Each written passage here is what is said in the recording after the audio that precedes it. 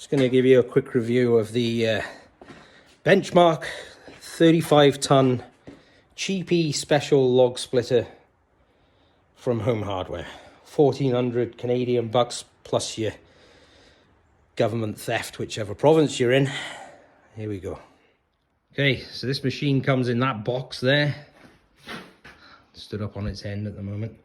Weighs 700 pounds. And it's a bit of a beast. And you have to put it together. So I suggest if you're putting it together, you read the instructions all the way through and then decide how you're going to tackle it. Because I tackled it different to the instructions, which has you putting the engine on first, balancing on that beam, then trying to put the wheels on. Then you're putting the tow hitch bar on. I did it in a different order. I put the tow hitch beam on, and then I put the wheels on. So then I'd got a sturdy frame. Then the log splitter itself was standing up on its end, on the foot end here. And I didn't like leaving it just stood there in case it got knocked over. It was fairly stable, but I was just a bit concerned about it. So then I backed the trailer effectively up to it and attached it to there, so then it was sturdy. And then I put the engine on, which made putting the engine on a little bit more fiddly, but it's still easily enough doable. And then, final thing, put the pipes on. So, this is a cheap log splitter. But, I've just been splitting some logs with it, and it did a good job. And cheap things are, it's like cheap wheel bearings, cheap wheels. The washers that hold the wheel bearings in were too small, wouldn't fit on.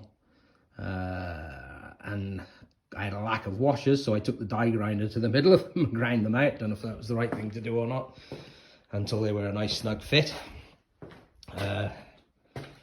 Other cheap bits, well, some of the welding is a little suspect. Let's try and focus in on that. There you go, you can see. But you know what, there's plenty of welding on there, so it should be strong enough. On the whole, it doesn't look too bad. It's a Briggs & Stratton engine, 306cc, which is more than up for the job. So, and the pump looks of reasonable quality. And the valve. I didn't like this pipe. When I first attached this pipe here, this kinked pretty bad. So I undid both ends and spun it around, and it's not so bad now, but that might be something I'll look into replacing at some point. But other than that, it looks pretty good. This leg here is basically held on by a Jubilee clip in there. Or Jubilee clip? Circlip. That's what you call those, a circlip. And it's not very sturdy. So that's something I might look into doing something with. But you know what? It's got 5 years parts warranty on this thing, so we'll see how it goes.